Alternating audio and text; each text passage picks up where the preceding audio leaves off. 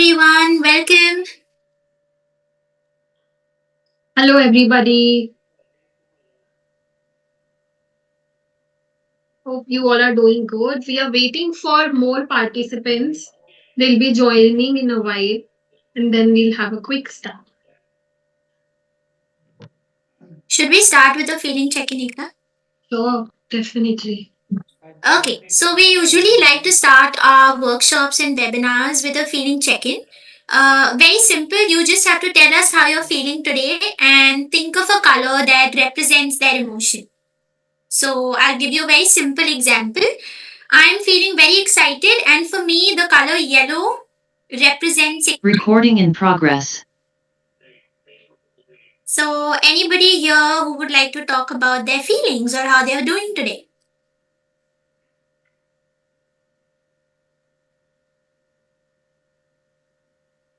I'm feeling excited and I would represent it by the color purple. Okay. Cool. Ekta, what about you? I am feeling very peaceful, and the color I would represent it with blue. Okay.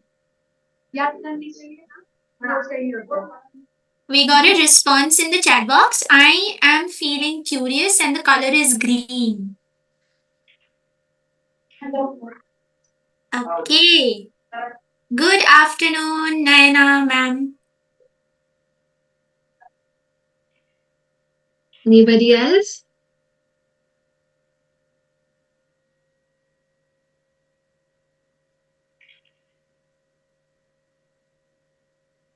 Hello, ma'am. Hello, ma'am. I just joined. Can you please let me know what we are discussing? So, we're just doing a quick feeling check in with everyone. I have asked everyone to tell me how they're doing and how they're feeling today, and you have to give a color that represents their emotion. Thank you so much.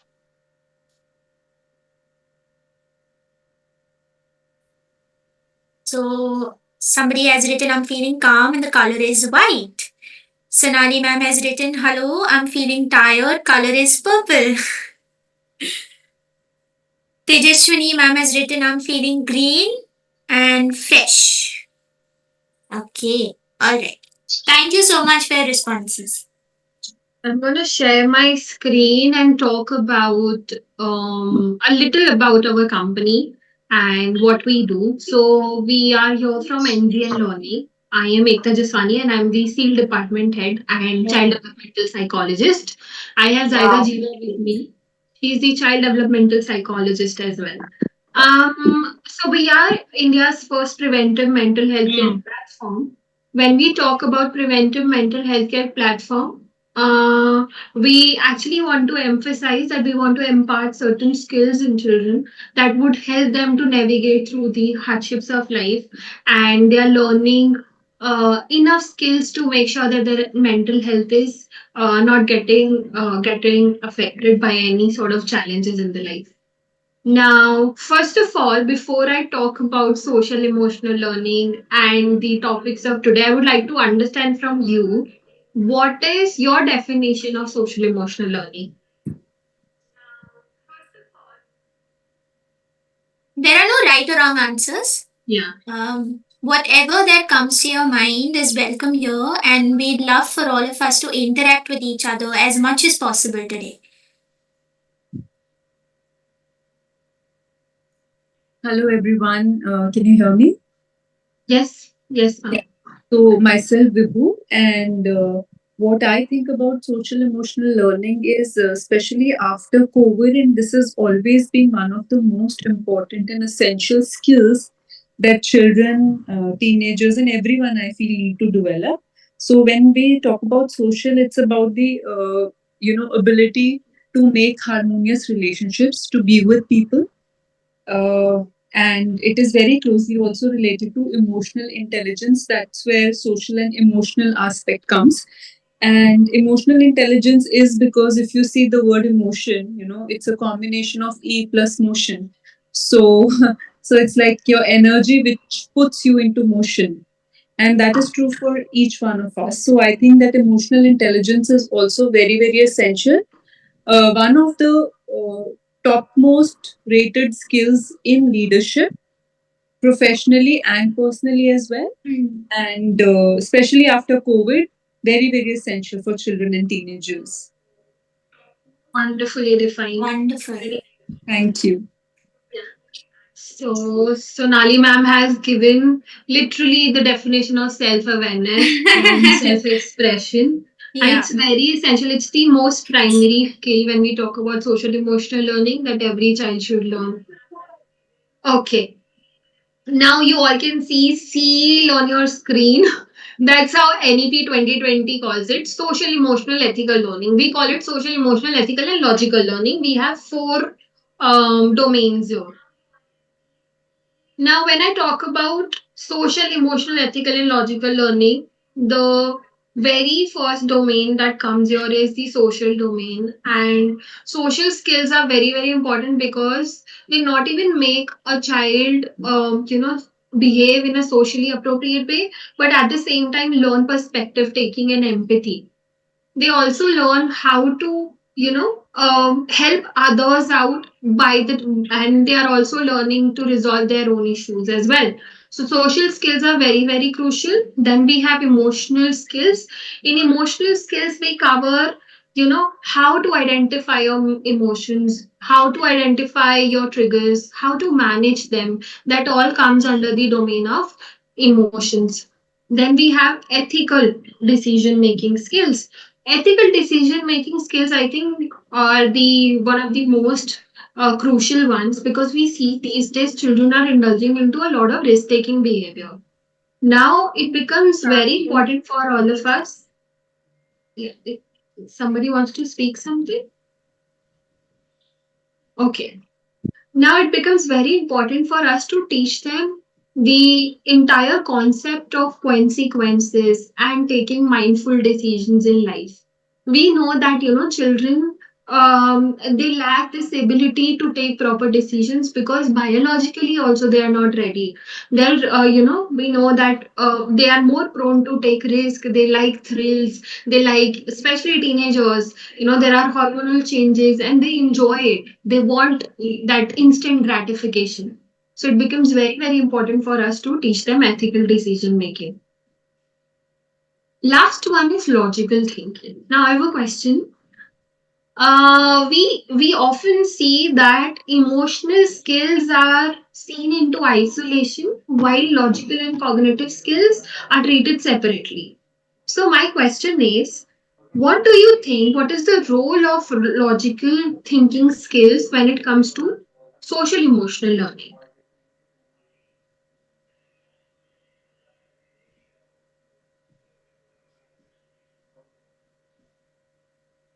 Anybody? Sonali ma'am wants you to repeat it. Yes. So I am asking that what is the role of logical thinking skills when it comes to social emotional learning? What is the role of logical thinking skills?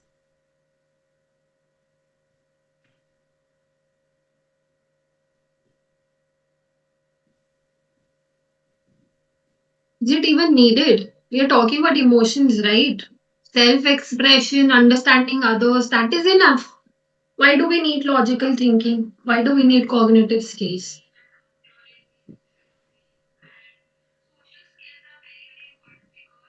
Because there has to be a balance, right, of EQ and IQ always. So, yes, you can understand your emotions, but how you express or sometimes how you even empathize with others will require a certain degree of intelligence. Yes. So, I think it's a balance between IQ and EQ, and that's why it's very important. Definitely. At the same time, we see that logical skills are also about critical thinking and decision making, drawing boundaries, learning how to say no, questioning things. When we see children these days, there is a lot of there are so many things available out there on social media. It's like there is information overload, and if they will passively accept everything that is coming towards them, they might indulge into risk taking behavior or take wrong decisions in life. So it becomes very important for them to think critically and logically. We also talk about emotions. So we have seen that, sometimes people consider being emotional as, some sort of weakness. And why so? Because we have seen that some people, they lack logical and critical thinking. They are not able to say no. And it's very difficult for them to tell other people what they are actually feeling, and they end up doing something which they don't like. And that is why it becomes very, very important to teach children about critical thinking and logical skills as well. I think we also got a very beautiful response. We got two. Pallavi ma'am has written for awareness of one's emotions, also what triggers you requires a lot of logical thinking.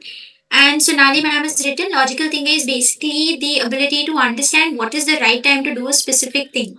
So this skill helps learner to understand their environment and behave accordingly to the situation and the scenario. Yes, yes. Yeah. Yes, ma'am. Uh, I would like to tell about this that students have logical skills. They should have because interpersonal skills and self-awareness is necessary, right? So logical skills will help them in this regard. Yes. True, true. Now, the benefits of social emotional learning, and what are the researches that, that can prove that, what are the evidences we have regarding social emotional learning. Number one, it reduces this toxic and stressful environment inside and outside the classroom. Number two, it actually creates a respectful relationship between teachers and students. Why? Because when start teaching social emotional learning, you're kind of providing that particular safe environment to every child to express themselves, and that's how, a positive relationship builds. It also improves the classroom behavior and self-esteem and confidence of students.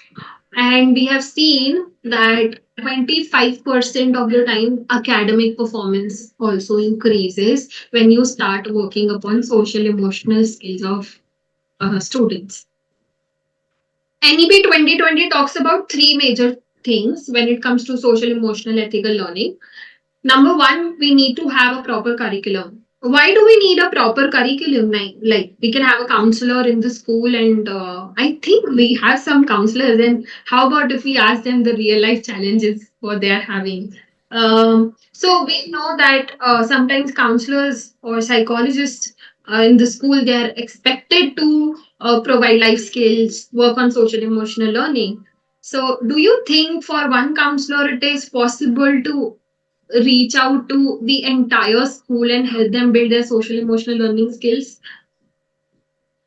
Ma'am, it's not possible. That's why in our school we have four counselors, one for each of the sections. Yes, yes, true, true. I have another question, ma'am. Now, because you are talking about it, let's say all of your counselors, they are having material like books are there are applications to support, there are lesson plans, and there is a systematic curriculum that is being provided to you. At the same time, you're not just supposed to implement it, but you are supposed to train the teachers and monitor the progress of students and make sure things are happening properly. What do you think, what would be better?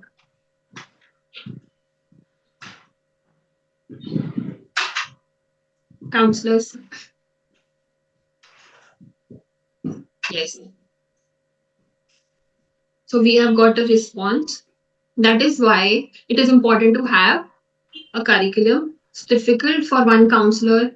Yes, definitely. Yeah, yeah. And that's what national education policy recognized, and it talked about that you need to train teachers. Why? Because they are the frontline workers, right? That is the best terminology that comes in my mind when I see teachers and social emotional learning in one bucket. That they are handling children, and they'll be able to teach them the basic skills. And when it comes to behavioral counseling and providing some sort of therapies, then counselors can help. Now, number two, NEP also talks about providing supportive environment. Now, how many of you have observed that you have taught children something in the classroom or in your counseling session, but at home something contradictory is happening and the child is not able to learn what you wanted them to? It happens, right? Yes. Like I have experienced it. It's everyone's writing all the time. You're telling kids to make good choices. You're telling kids to not lie. You're telling kids to not, like, be aggressive. But at home, maybe someone is telling the kid that, oh, you got bullied. You should have punched the guy back, or you should have done something to that person. True. So it's very important to have a supportive environment and orient parents about it and make sure that you're training parents as well. They should be aware what you're trying to do, what you're trying to teach children, and why it is important so that the holistic learning can take place. Assessment methods needs to be there to help children out. Now we'll be talking about self-awareness. Anybody would like to highlight what is self-awareness? And why is self awareness important for our students? How is it going to benefit?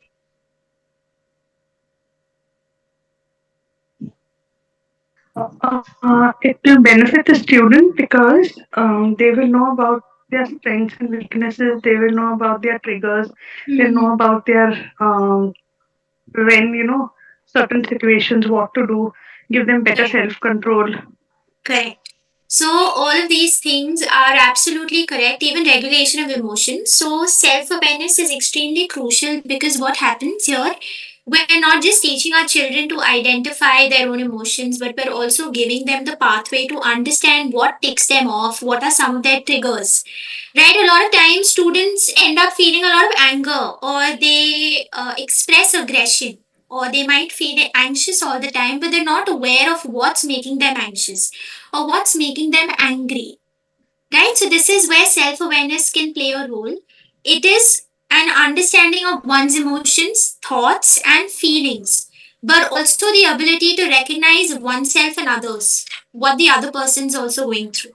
Right? So, it can have both internal self awareness, which is basically understanding one's feelings, thoughts, interests, goals, weaknesses, strengths, triggers, life patterns, behavior patterns, thought patterns, and external self awareness, how one perceives one's physical appearance, behavior. Sorry to interrupt. I can hear you. Okay. Yes, so that is self awareness, very, very crucial. We're going to cover three important skills that are very important for the emotional intelligence of our students. We're going to cover self awareness, we're going to cover self management, and we're going to cover relationship skills. Yes, Ekta, Yeah. Can you see my screen, Zaida? I can. Yeah.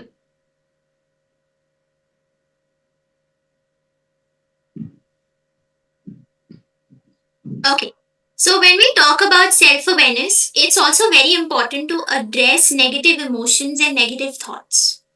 I'm sure counselors, teachers here will agree that our students have been dealing with a lot of negative emotions, or they end up getting stuck in that vicious cycle or that loop of constantly thinking about it negatively, right? So, self awareness actually plays a very crucial role there as well.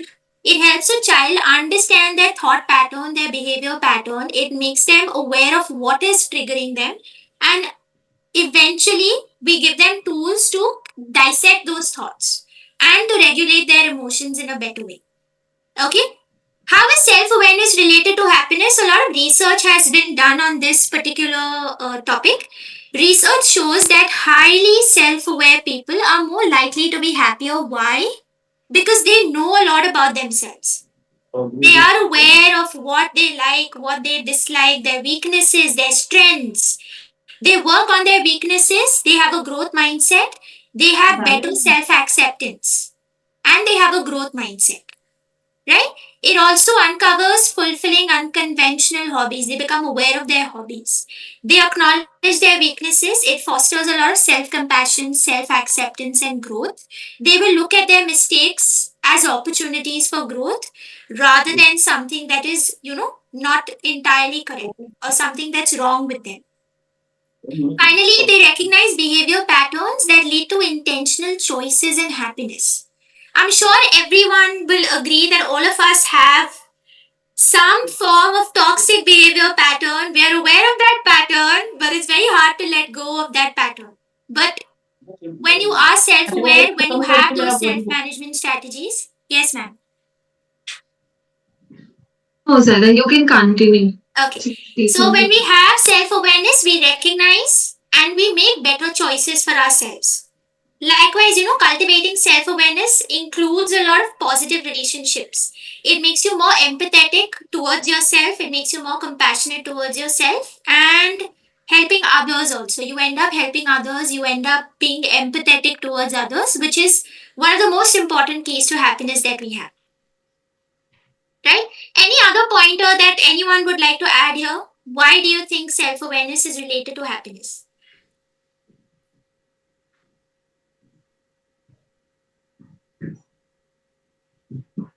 Zara, can you highlight this example about how children sometimes they're not able to use proper vocabulary and how Yeah. it affects? So, a lot of the kids that we get are not aware of their emotions entirely. So, it's either sadness for them or everything comes under the domain of happiness. Right? So, if they are anxious, they will tell you, I'm sad. Or if they are feeling worried, they'll tell you they're sad. If they're feeling angry, also, they'll tell you they're sad. Right? Or they will use terms like, I don't know, I don't care, I don't know what emotion that is. I'm not annoyed, I'm not frustrated, maybe I'm a bit sad. Right? So here they don't have the emotional vocabulary to express their emotions or use the correct terminologies. Right? So if I go and tell my teacher or a counselor that I'm feeling very, very anxious, the counselor will give me strategies based on anxiety. Right? The approach will be different. But if I go and tell the teacher that, ma'am, I'm really annoyed, I'm really frustrated, I'm really angry, she will try and make me aware of my triggers and she'll give me strategies to have better self control. Right? So it's very important to have emotional vocabulary to teach our students to use terminologies and to use correct form of emotions when they are expressing. I think we got an answer here. Shubhi ma'am has written self-awareness gives an individual a chance to acknowledge one's thought, which is the first and foremost step towards empowering any change. Correct. Okay. Now let's talk about a few activities and strategies to promote self-awareness. Okay, number one is reflective practices. So you encourage your students to engage in a lot of reflective journaling or, expressing, talking about experiences, talking about actions, talking about emotions, asking them to reflect back and talk about what happened the previous day. Why do we do that? Because it gives them a lot of insight about what they're feeling, how they're feeling, and how they can solve the particular problem. Right? So they become more aware of their thoughts, they become more aware of their behaviors, but they also become more open to accepting their own, actions that they've done or any kind of negative emotions or thoughts that they're going through. So that is a very important strategy that we usually recommend all our students to practice a lot of reflective thinking. Write it down, journal it down, right? Yes. You can also have classroom reflections. At the end of each week, allocate some time for students to reflect on their accomplishments, to reflect on the challenges that they went through and the emotions that they felt as a result. What can happen here? There's a lot of acceptance that will happen, a lot of empathy that might come up, a lot of inclusivity. They will start acknowledging each other better. They will start practicing and, using perspective taking better. So this is something that, even we conduct and even you can apply in your classrooms or sessions. Yes, Ekta. Now we have mindfulness intervention. Before I talk about this technique, can someone tell me why is mindfulness so important for students? Why should we teach them how to practice mindfulness? Why should we teach them to be mindful of what they're doing, how they're feeling? Yes, ma'am, you can give reflection to grade one students also. Very simple, through pictures. Or you can show them a lot of emoji characters and you can ask them to color what emotion they were feeling and what happened as a result. If they tell you they're angry, you can prompt a little bit, prompt a few questions.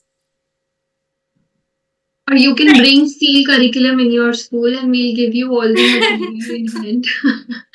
We'll be talking about the curriculum as well. Yes, Saida. Yeah, Sonali ma'am has written it teaches to be present in the moment. Do you think nowadays, post the pandemic, our students are actually mindful and present? Or do you think they're just lost all the time? They're Not much. flying here and They're there. not there. Physically, they might be sitting in front of you. Mentally, they are, I don't know, in outer space or dreaming about certain things. Right? So let's talk about mindfulness intervention. Here you teach them mindfulness techniques to increase self awareness by bringing themselves and by bringing their attention back to the present moment. When you bring your attention back, what happens? You are in tune with your feelings, you are in tune with your emotions, your thoughts, and the sensations that you feel in your body. Right? So, this is a very good grounding technique also to bring your mind back to where you are, to enjoy and be in the now moment. Okay? So, very simple. You can ask students to close their eyes, take a few deep breaths, and notice what is it that they're feeling in their bodies. What sensations are they feeling in their bodies? Yes, Ekta.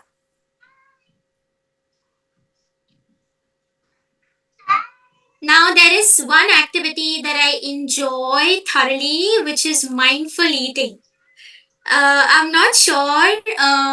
Maybe some of you will know. Can someone tell me what is mindful eating?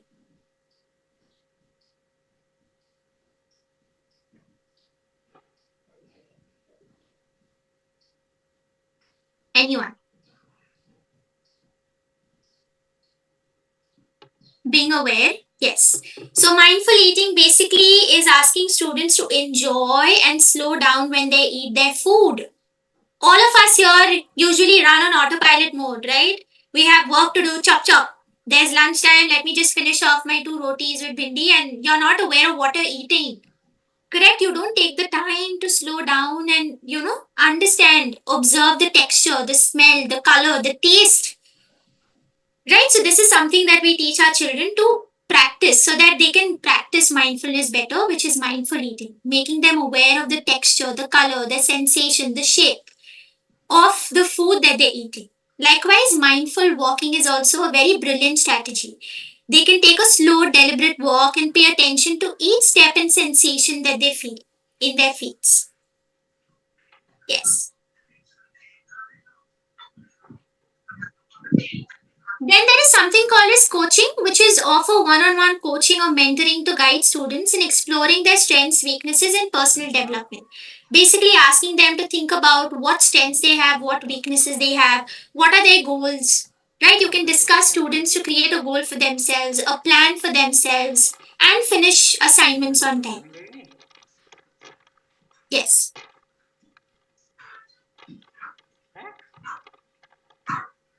Ekta, you can move ahead.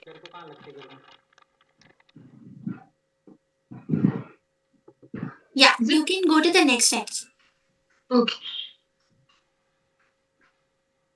Leadership development program, I think one of you rightly mentioned that, being emotionally intelligent, having a correct balance between EQ and IQ also leads to better leadership qualities in our children, in students.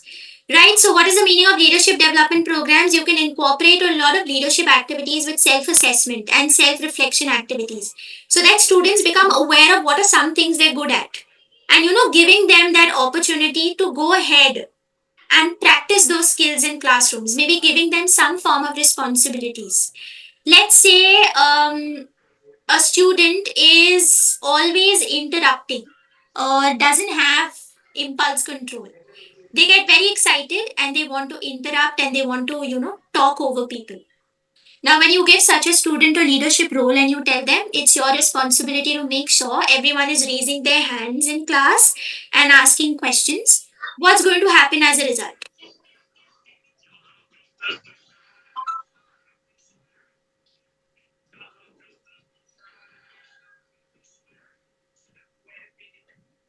Anyone?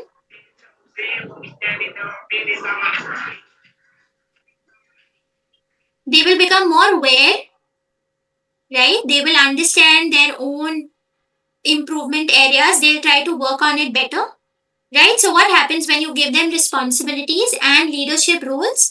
They become more aware and they try to work on it better, right? Yes. We've done this. Yeah. Done? Yeah. Expressing emotions. Very, very important. Asking students to share their emotions and explain why they feel that way. You can have feeling checking charts or you can have the emotion charts and you can ask students to come and express how they're feeling. You can give them very unique prompts, like how we did it. We conducted a feeling check in at the start of our session. This helps them understand their experiences better, their emotions better. Right? So if you think a student is looking very upset, you can say, I notice you're feeling a little sad today. Is there something specific that's bothering you? And then you move on and you have a conversation on that. So what is happening? You're making them aware of their triggers, you're making them aware of what might have made them upset. And you're also allowing them certain time to cope with that particular emotion to feel better. Yes. Foster a growth mindset. Can someone tell me what is a growth mindset?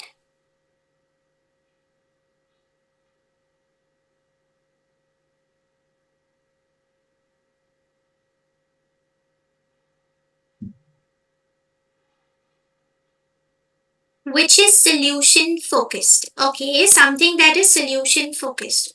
All right. Anything else? Varsha ma'am has written not being stuck with one problem. Okay.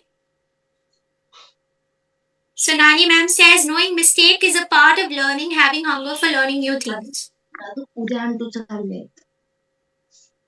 Moving on. Mug unto एक ते झोपला अंटून म्हटलं की unto मला म्हणलं की आज मी उद्या चालले बाबांकडे मी अंटूशी पण बोललो अंटू बाबांची तब्येत कशी आहे बरी आहे का बाबांना तर बरं वाटतंय मग अंटूने Okay.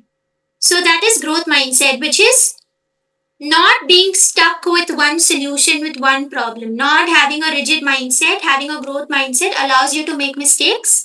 You understand you made a mistake, you are accountable for it, but you're willing to try again. Okay, so how can you foster a growth mindset? One activity is you teach them the concept of yet, the idea of yet. If there are a lot of problems that students are going through, they will come and tell you, ma'am, I cannot solve this math problem at all. You can tell them you're not able to solve it yet, but it will happen. Or you're not able to overcome particular challenge right now yet, but eventually it'll be okay and you'll be able to overcome that challenge. Okay? Yes. Now we'll be talking about self-management. Yeah. So any other self-awareness strategies that anyone here would like to talk about? Before we move on to self-management?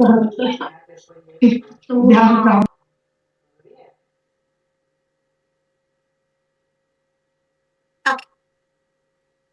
Now we've spoken about self-awareness. Self-awareness is the first part or first step towards having better emotional intelligence. But once you're aware, once you've identified your triggers, you've identified your emotions, you've identified your strengths, your weaknesses, what is the second part? It's the management and the navigation of your challenges and emotions. So that is basically what self-management is.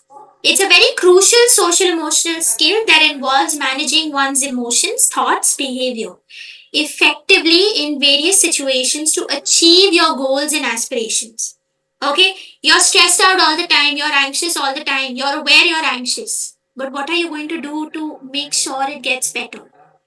You're going to have a lot of coping strategies. You're going to apply those strategies to manage those emotions and thoughts better. Right? Let's talk about a few self management strategies that we can use in our classrooms and sessions.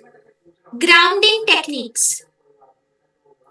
When a child is having a panic attack, or when a child is feeling too panicky, and you can see, that when there's panic attack, you can see they're probably shaking their legs, or they're shaking their hands, or they become too cold, or there's numbness, or there's some kind of tingling sensation in their bodies. It's very important to teach them grounding techniques, right? What are some examples here? You can ask them to practice the 5 things that they can see in the room, or they can listen to music for 1 minute, or they can focus on one object's color or texture, or they can touch something, they can take deep breaths, they can scan their bodies, right, while taking deep breaths, or they can describe the taste of a piece of candy. You can give them something sweet and you can ask them to focus on that for now in that moment.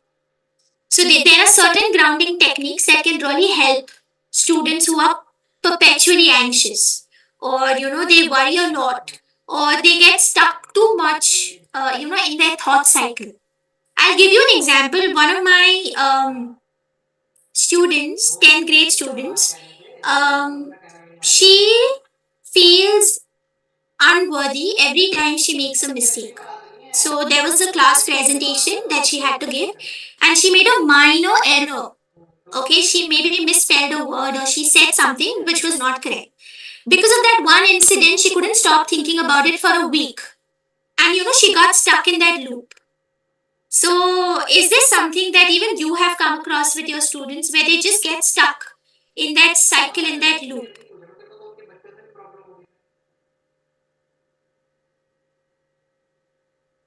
She couldn't stop thinking about it for a week, and it made her so anxious, so worried, so cranky, so annoyed at everything.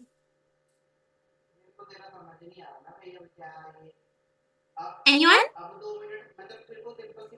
What I have seen, Zaida, that sometimes some children they become very fixated on one particular thing as well. Let's say if they want a toy, they are constantly thinking about it and becoming a little impulsive about it, that I wanted, and they do not have patience, and that also leads to one fixed thought. And when the expectations break, they either feel anxious about it or angry, and then they throw tantrum as well.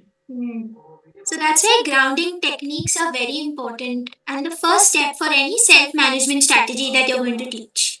Sonali ma'am has written, yes, one of my students has faced harsh criticism and now thinks she cannot do anything and don't want to work on her studies anymore because she says mujhse nahi hoga. Just anyone, even any kind of feedback. Maybe that was not a constructive feedback. Let's say someone criticizes you for something or says your project is not that great. It's going to be there in their head. And what happens as a result? They get stuck in that loop and it becomes a part of their personality. They feel unworthy. They feel they're not good enough. Right? Yes. It can be because of need for perfectionism. Correct, ma'am. I was coming to that point. Also, the case can be lack of acknowledgement or compliments while growing up. Correct. So this, she does have the tendency to make sure everything's perfect. And when she is not able to give her 100%, she feels that way about herself. Yes. We also have for younger kids, when we talk about self management, the first thing that comes to my mind is self control or poor impulse control.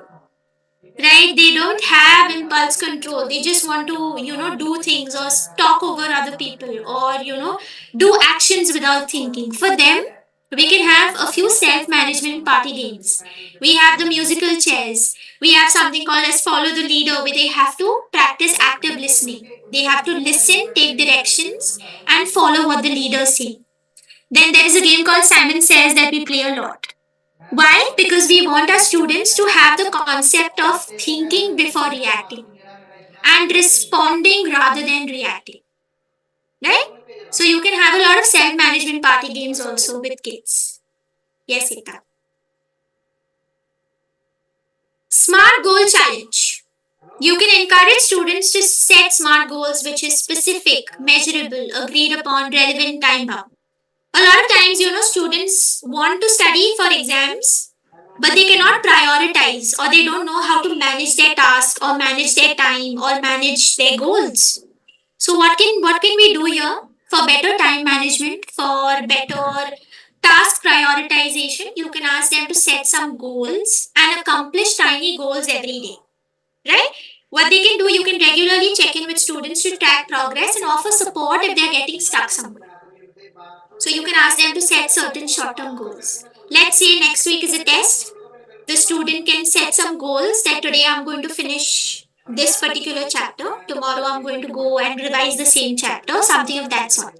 So, ask them to set goals, and once they've accomplished, reward students. Or, you can ask them to celebrate their efforts. Right? Yes, Ekta. Model ideal behavior, very, very important for us as teachers, counselors, parents to model positive behavior in our children. You can demonstrate the behavior you want to see. Right? If you expect students to start journaling about self awareness, you can share about your own experiences. When you talk about your own feelings, your own emotions, how you overcame a particular challenge, they look at it and they understand better and then they will start practicing it also. Teaching good bad behavior for younger kids very important. Always, asking them, giving them picture cards, or asking them what do you think is good behavior or what do you think is bad behavior, and giving them rational answers for every response that they give you. Right? You can tell them if being respectful is good or bad. Do you think using polite words is good or bad? Do you think being rude is good or bad? Right? I think Zaida, I was traveling day before yesterday, and what I saw that there was a 4-year-old, and she was, I think, using some sort of bad word with her mother, and she said, "What kind of behavior is this? What kind of manners is this?" And that's the question. The child is not aware whether it is a good behavior Good or a behavior, bad bad behavior. behavior. So it's very important to teach them. Sometimes we expect without teaching. Correct. Correct. We expect because we think they will know, but to make them aware, it's important to distinguish and show them what actually constitutes good and bad. We have established proper rules. When you set ground rules and expectations, there is better classroom management, a positive classroom environment. So, if you have set some ground rules, let's say that you're going to raise your hand to speak, or you're going to listen when others are talking, or you're going to respect boundaries and personal space, you're letting the child know what is expected of them, and there is better management happening in the classrooms. Right? Again, positive reinforcement is also something that works really well. You can reward students for good behavior to reinforce it. You can give them compliments, you can acknowledge their work, you can give them verbal praises.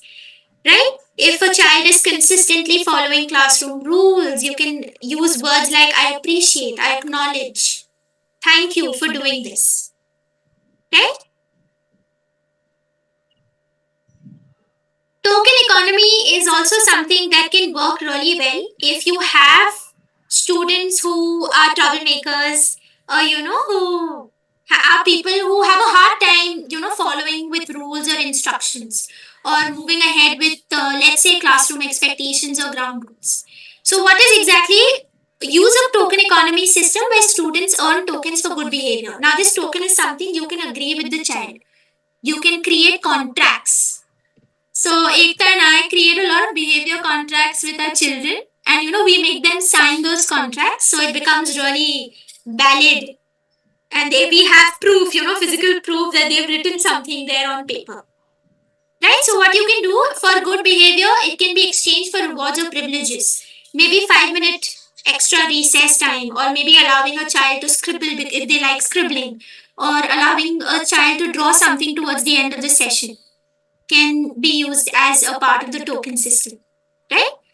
Encourage initiatives. You give opportunities to lead class activities or discussions, promoting a sense of responsibility. This is something that we've already covered in leadership. So you can give them opportunities to lead initiatives, to take responsibility. Maybe you can allot or you can assign someone the role of making sure the classroom is litter free. Nobody's throwing garbage. Everyone's putting it in the dustbin.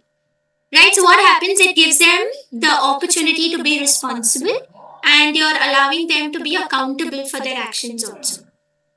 Yes. So now we'll be talking about relationship skills.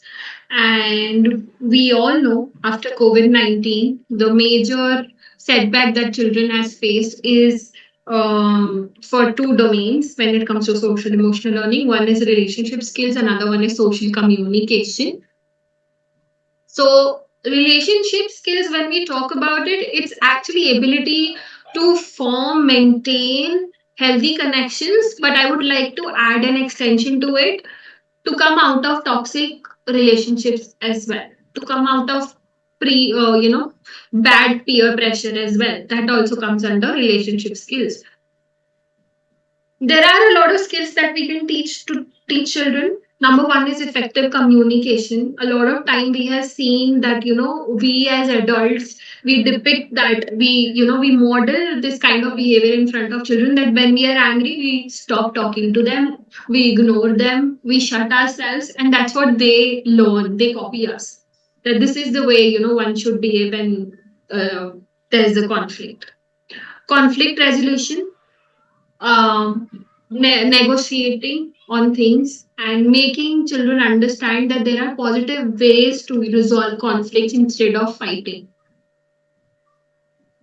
Now, number one strategy when it comes to relationship skills is becoming a good listener. Now, most of us, we want to express ourselves, we want to tell our story, but we don't know how to listen to other people. And it's not just being there, sitting in front of somebody and just looking at that person while that person is talking, but actually understanding what that person is trying to speak and keeping your biases and judgments aside. You're just listening to the person who is talking to you. So teaching children about how to be a good listener, how to not interrupt anybody who is trying to speak, instruct them to practice of um, positive listening skills, and creating, giving them that environment. Maybe you can have a lot of debates in the classroom and you can have ground rules for it. Ground rules can be, so we'll be talking about this. This is the debate topic, and there are certain ground rules. Number one, everybody is going to respect everybody's opinion. Nothing is wrong and right here. And everybody will make sure that they are giving constructive feedbacks and not attacking. So these kind of things you can have. Now, why do we need active listening?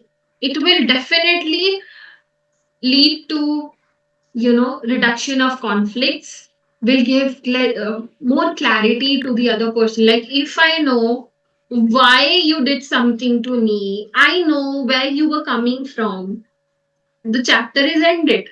But we don't want to listen to the other person, we don't want to understand them. Why? Because our mind wants to play game.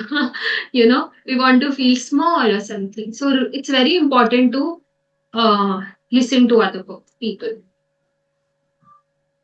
Building a friendly classroom. Now, we have covered a lot of things when it comes to classroom activities and stuff.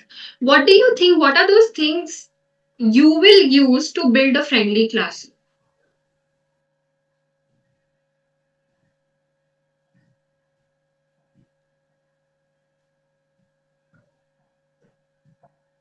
I think the first thing that I would want the children to learn is to greet each other. How many of us see small children like grade ones and grade second graders coming in and greeting each other nicely, saying hi, how are you?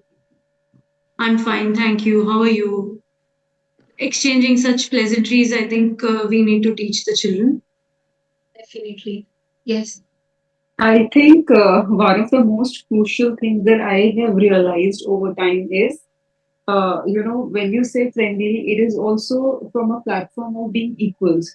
So if I go as a teacher, and I have this thought that I know more than them, then it is already creating a discrimination somehow on certain level. So with the intention that when I'm a teacher, I'm also there to learn through my students. So I think that intention sets a very, very important platform to me, for me to be a friend and then create an atmosphere like that in the classroom. That's what I feel. Yes, definitely. Because if you will do that, number one, there will be better listening. People, you will create a respectful environment. The chances of, judging each other will be less. So definitely. Morning meetings are something that you can introduce and you can talk about, each other's feeling. There can be circle time. You can talk about favorite hobbies, sports. Like we have this game, we call it crispy starters. So there are a lot of cards, and it has like different topics written: food, sports, dresses, and everybody will talk about. One of them will pick one card, and then they are supposed to ask questions. So circle time activities can be there. So those things we can have. Trust building activities. Now, trust building activities can be playing blindfold, and then somebody is giving instructions and other person is supposed to follow. Switching roles and talk about trust. That can happen. Role play, I think, plays a very important role when it comes to social emotional learning. Kindness poster. So you can have a lot of compliments written on a kindness poster, and you're talking about how one can help others. I think telling children that it's not kindness is not just about sharing and giving things away, or maybe somebody sharing with you, but it is also about being there for somebody, being a good listener. Others. So those kind of things you can definitely include in the kindness poster. Teamwork challenge. You can give them a lot of challenges and you can ask them that you're supposed to solve it in the group. And at the end of the activity, you will ask them contribution of each and every individual. So that can also be done. And it will definitely not only improve the teamwork, at the same time, perspective taking, empathy, social communication will also be improved. Conflict resolution. Here you can do experiment. Like let's say you saw two children, they were fighting, and now you are supposed to resolve that conflict. You have often seen them fighting. You can ask them to, repeat the same scenario and then have certain ground rules again. You need to be respectful, share your feeling constructively, and listen to the other person. And it applies to both of you. So these kind of things can happen. So conflict resolution activities can be there. That's it for today. We have covered a lot of things. Now we would like to hear from all of you if you have any doubts or questions. I think we also. Uh, A doubt. I have a question. Yes, ma'am. May I? Yes, definitely. Yeah, I wanted to understand one thing that is, our generation, we never had such complexities. Okay. Our teachers were not that nice to us, they were very upfront, they would beat us. Our parents were very, very, they were very free and frank and giving us feedback the way they felt. But we all grew up as proper individuals without any such complications. I would say we are, like in my house, we are three siblings. I have so many cousins. All of us, different parents, my uncles, aunts, the entire family. We all have grown up to be good individuals, and we don't have any such, feelings of what children these days go through. These days, you have to think of every word that you utter. So I don't understand, is it why this paradigm shift in thinking, or is it that we were more accepting and accommodating and we felt that this is the way and we followed the norm? Is it that, or is it that the world is really becoming very complex, that we our children are in a complex world and we have to get into the nitty gritties of social emotional intelligence, learning, and because I feel, as with every day we are getting into a more complex stage, and we were in a better blessed generation, I feel. So I want to just get that understanding as to is it that the problems were never there then, or was it never addressed, or if it was, then why we never felt that, and now why is even the smallest thing blown out of proportion? Is my question. Yeah. So, ma'am, there are a few things. I think you have answered the question on your I think own. ma'am is giving one point that the Yeah. world is actually becoming quite complex. Yes. At the same time, Zaida, when I see people of my generation, we had challenges. We had issues with our families, we had issues with our friends, there were a lot of conflicts, but somehow we were a little more, resilient toward things. Yes. Also, Yes. Positive. Vedha, I would like to say that, ma'am, you have answered your question yourself. I would like to say this that times in 90s or in 80s were quite simpler.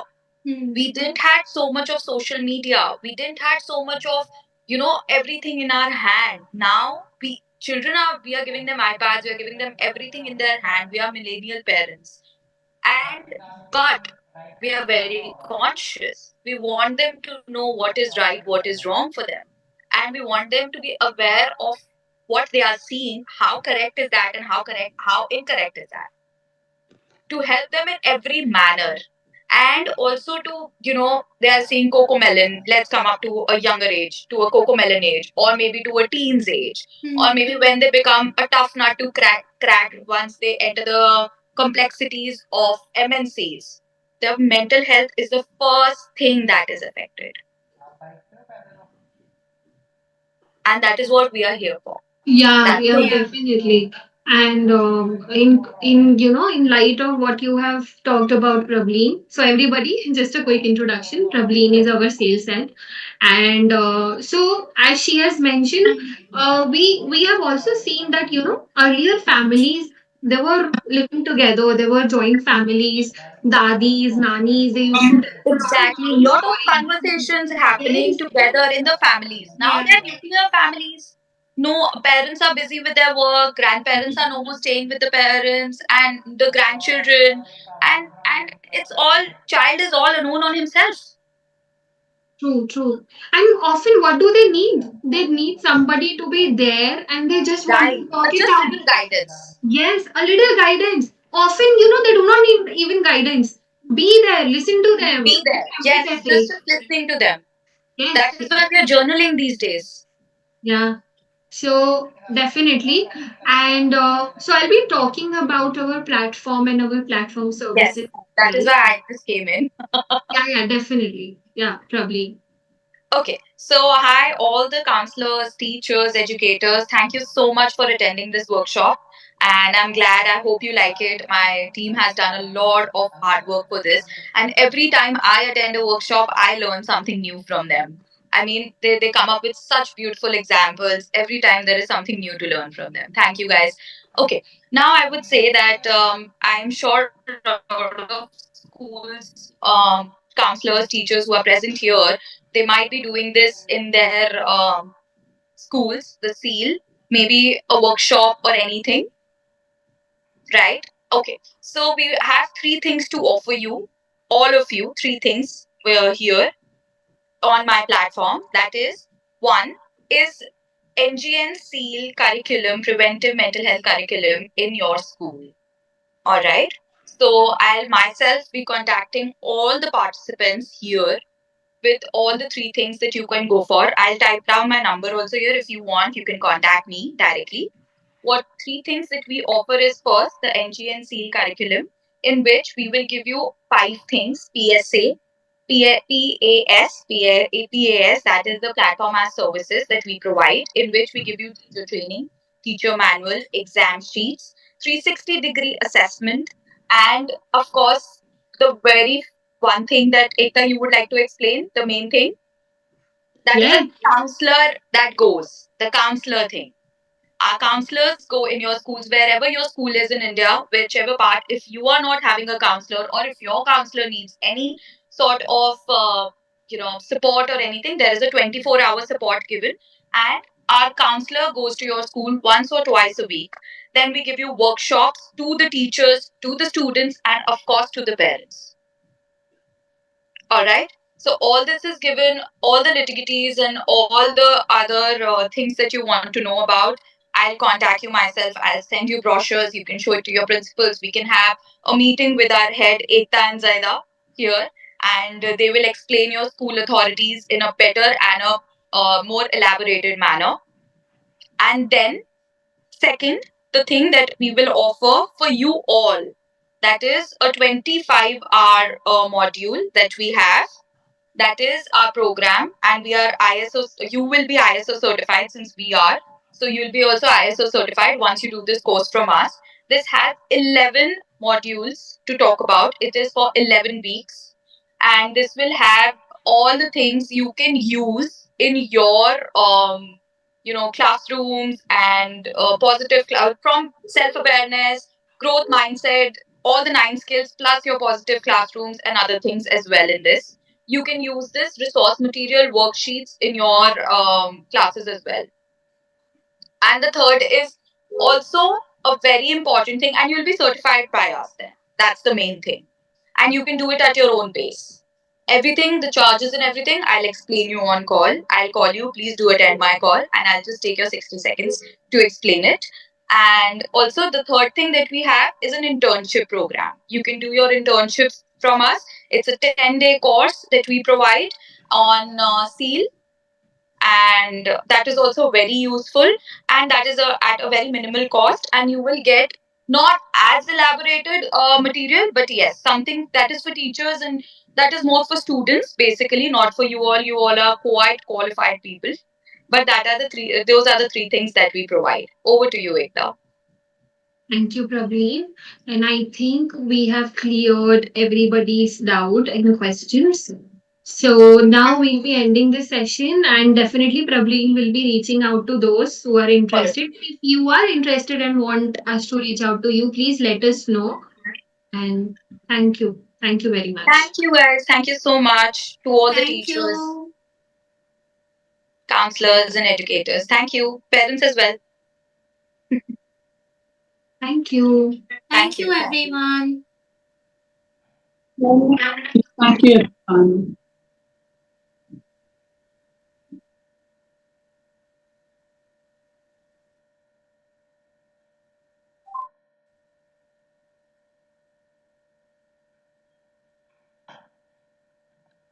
Sure, ma'am. You will be getting the presentation. Yes, ma'am. Thank you so much.